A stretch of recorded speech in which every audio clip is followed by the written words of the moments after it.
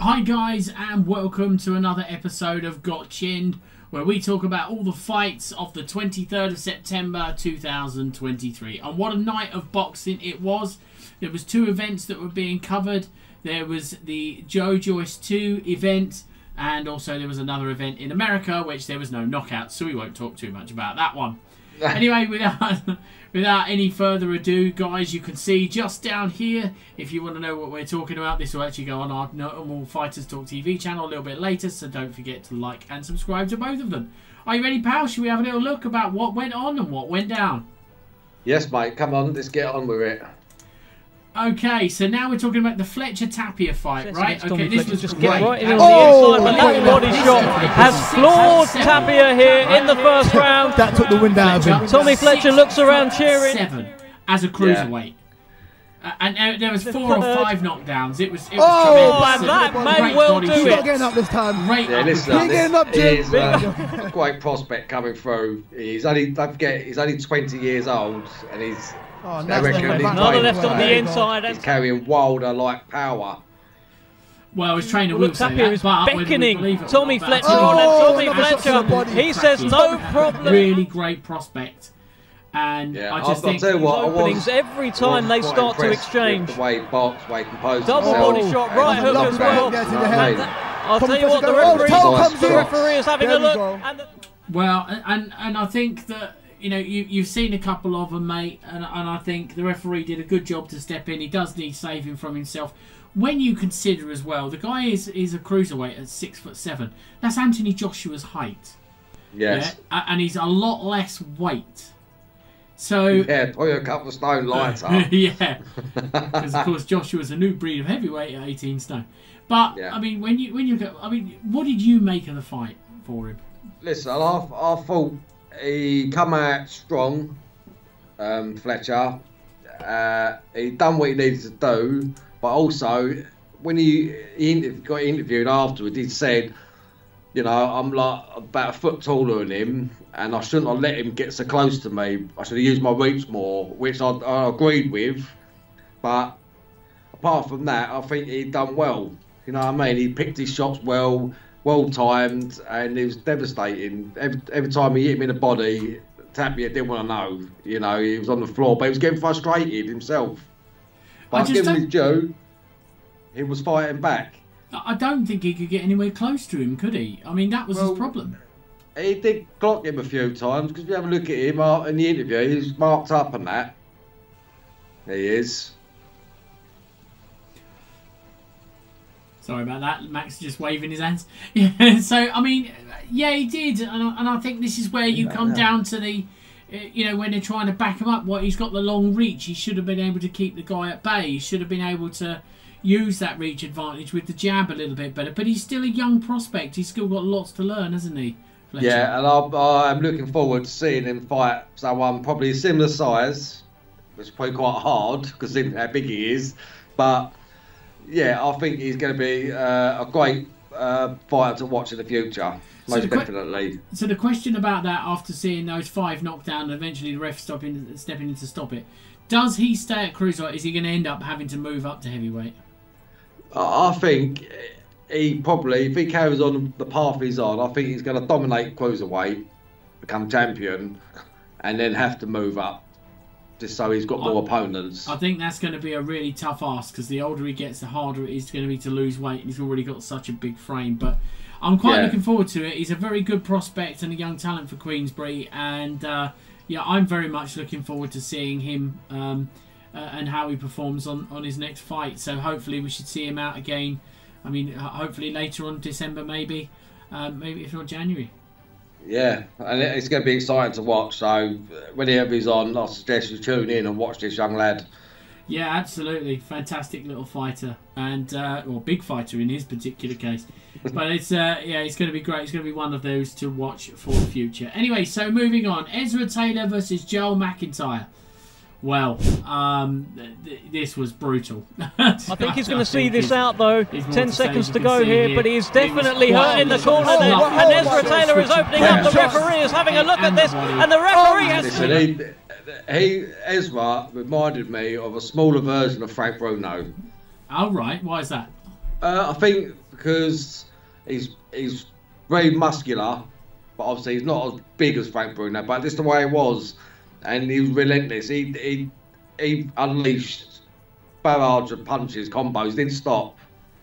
And, I like that in a fighter. Someone who gives it their all. And that's obviously what you said about Joshua losing it all. I mean, we did get to talk to this young man at the press conference on the Thursday, and very, very full of confidence, and certainly another fighter to watch out. I mean, I was really impressed with the Queensbury undercard. I really was impressed. And I'll tell you what, that's probably one of the best undercards we've watched for a long time. You know what I mean? And it was. Yeah, and I think this Ezra, he's got a bright future. Well, definitely. I think there's a lot of... I mean, I'm excited for British boxing, you know, the talent that we've seen on show. And Ezra's stoppage is absolute animalistic stoppage at that particular part. And but the fellow who's fighting, you know, he ain't no mug. You know what I mean? He's been around. He knows how to play the game. But I think Ezra was just too much for him. Oh yeah, I think so. But what next for him? I mean, he obviously needs to step up in opponent, I think. Yeah, definitely. That was probably just a stepping stone into the next level. That was. Yeah, definitely. Do you see bright things for his future too? Yeah, most definitely. Yeah, I was really impressed with how he carries himself. You know, ain't a flash man. You know, he's got a job to do, and he goes in there and he delivered. He didn't disappoint. And I would love to see him fight again, but obviously step up in an opponent this time. So how long, in your opinion, do you think you need to wait to put Ezra back? Do you think you'd like to see him out before the end of the year, or do you think you're going to need to give him a little bit more time and step him up? I think he should come out this side of Christmas. Yeah, I think you most right. definitely. And hopefully, if he does come out this side of Christmas, his next opponent is that slightly harder, and he proves he can do that, and then he jumps into the big league then. Do you think, I mean, he should go the traditional route, Southern Areas title or Northern? Yeah, work his way up. Yeah, work his way up. So then he's like, look back and go, yeah, I've done that. You know, I'm proud of myself. So go the more traditional Southern Area, English, British, Commonwealth, European worlds, yeah, that sort of way. Yeah, definitely. But if he had the opportunity to skip all that and then jump straight into it, why not? Go for it. Well, I think so, but they want to step him up slowly, otherwise sort of arseholes fall out, don't they? Yeah, most definitely. Anyway, so on to the next one. Oh dear. Parker versus Gradier. So we spoke to Zach Parker after he's coming off a massive injury against John Ryder. He broke his hand really bad. And this was an absolute stopped him on the stool. Totally dominated. That, and you didn't see some of the devastating punches in that video, so we'll get our camera guy Dickie to sort that out. But yeah, you know, he really did a number. He really did a number on the other fella, didn't he, Guardia? Yeah, he did. I'll tell you what, it was a good little battle, but I think Parker sort of held back a bit because obviously subconsciously he's thinking like I'm coming off a bad hand injury, I broke it, he's had to have surgery, and it's taken him like a year to sort of come back into the game. So I think he might have took his time, you know, just picking him off, hitting him and all that. But I was impressed with him, and I think he's another one who should step up to the plate and go forth. Yeah, definitely. I mean, he was talking about, when I spoke to him, and obviously hopefully you guys have watched the video of the interview we did beforehand. When I spoke to him, he's talking about after he deals with this guy, he wants to have top 10. Now, bearing in mind, he was talking about staying at light heavy, which is the Bivals and of those sort of eras, Andrade, who fought on the same card and that. I just, you know, rather than to go back and fight John Ryder again, you know, to have to settle that old score, because John Ryder fought him and then went on to fight Canelo.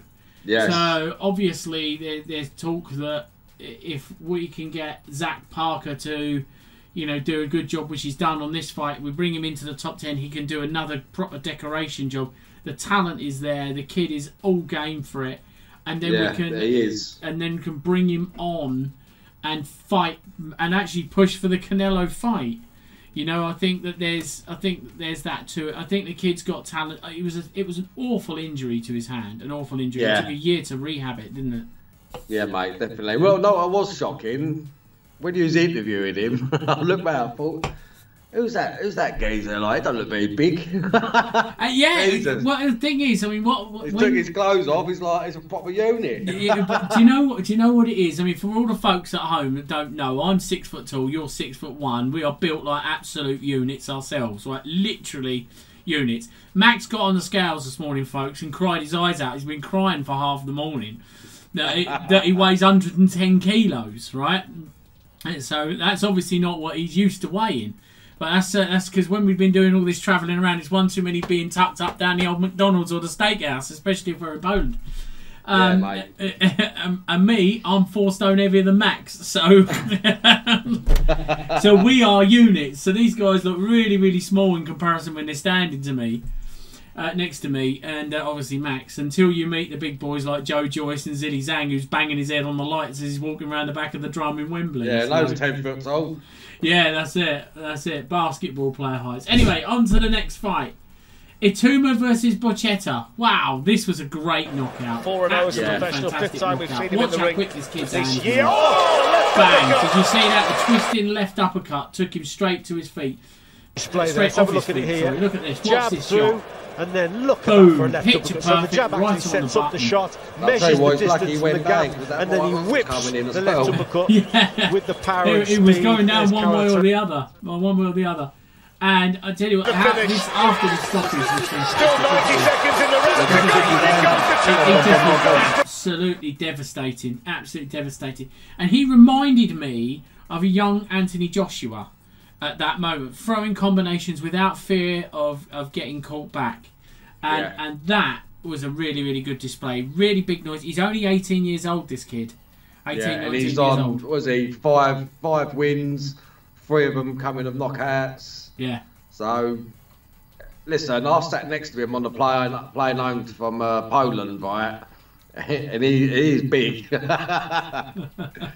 He's a big man. He is a big man. And Max apologised to him for snoring and keeping him awake all night through the flight home, because they'd been awake all night going from Poland. Nobody went to bed after the Usyk fight because everyone had to be up at 3 o'clock for the flight home in the morning. You, Gareth A. Davis, Derek Chisora, Spencer Oliver, and of course Matt Rich was on there from Queensbury. Yeah, and there was probably others that you didn't see through your like. Listen, the plane was full of boxers and boxing fans and promoters and all that. It was brilliant. They took over, all flying back to England. Yeah. It was quite. But this kid has got a real good future if he can keep on that sort of level. Be interested to see from what. I'll tell you what, I would like this Moses to take on Johnny Fisher. I think he's probably a couple of fights too early, and I think or perhaps 6, 7 months, 8 months listen, down the line. Road, these two need to lock horns. Down the road, the big Johnny Fisher and Moses Itumi, they need to lock horns. Yeah, they most do definitely. need to lock I horns. think that will be a fantastic fight. Definitely. I think it may be a bit too early, because one of them, it could damage your careers early on. I think. I think there's a couple sort of summertime next year.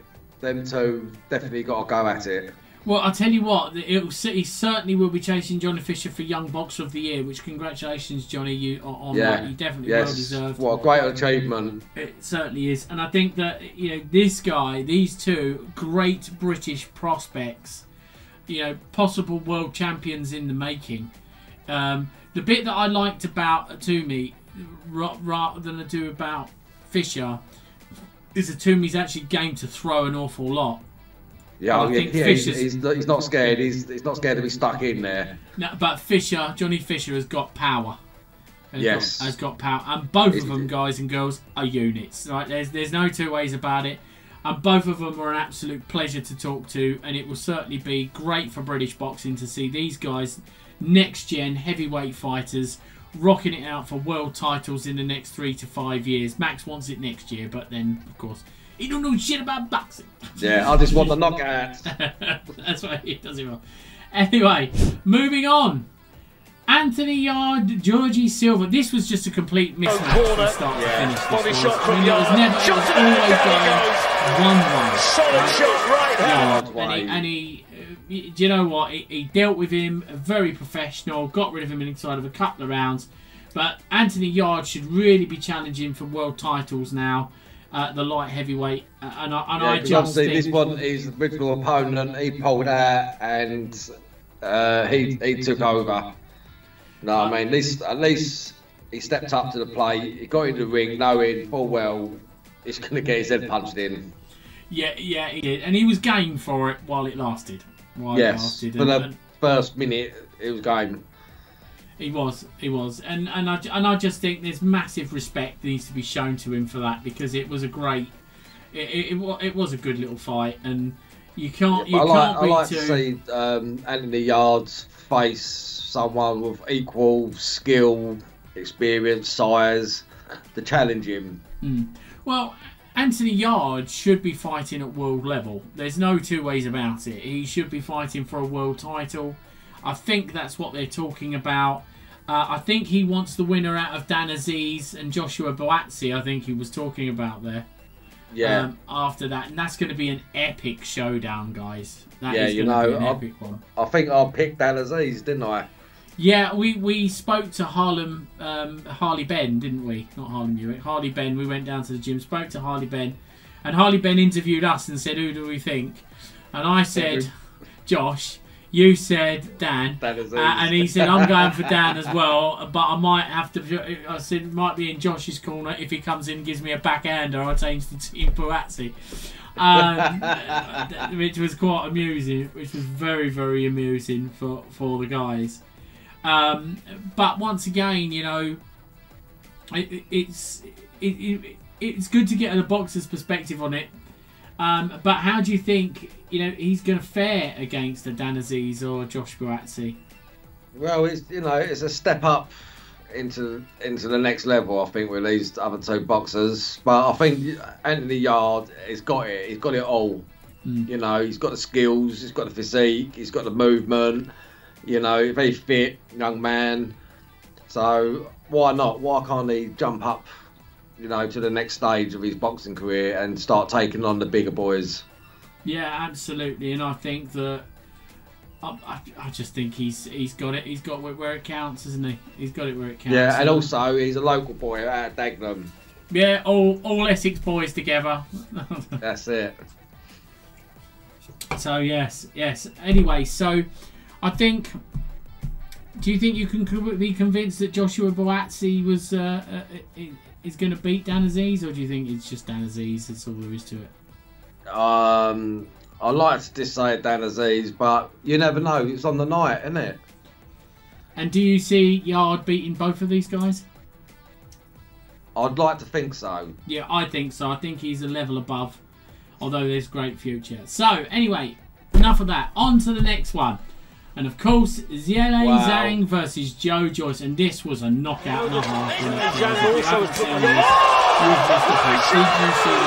southpaw and hit him with the right hand and sparked him.